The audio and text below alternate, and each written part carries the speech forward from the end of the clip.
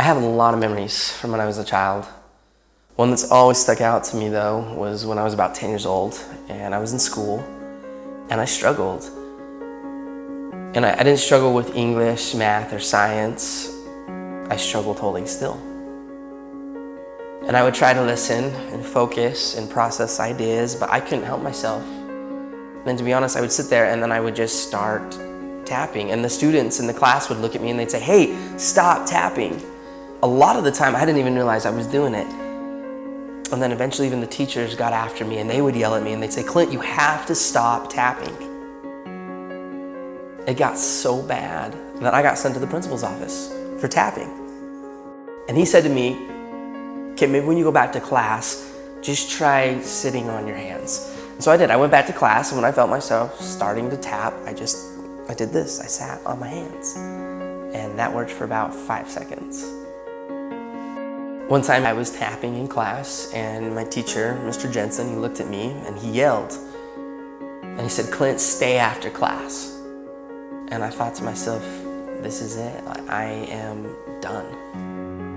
Now, I've always been the type of person that believes that a single moment in time can change a person's life.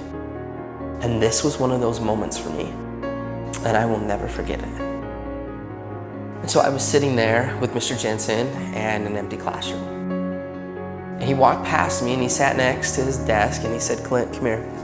I want to talk to you."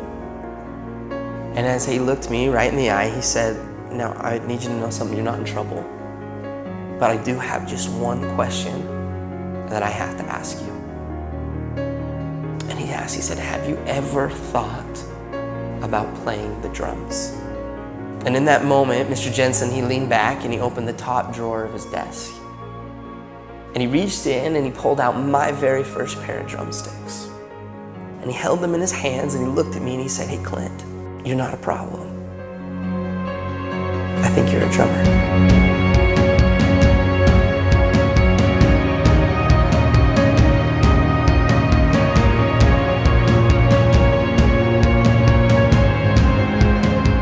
From that moment on, I've never put those sticks down.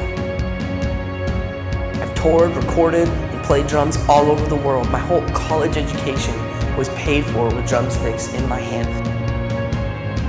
Just because of a single moment in time when somebody believed in me. And he saw something in me that I didn't even see within myself.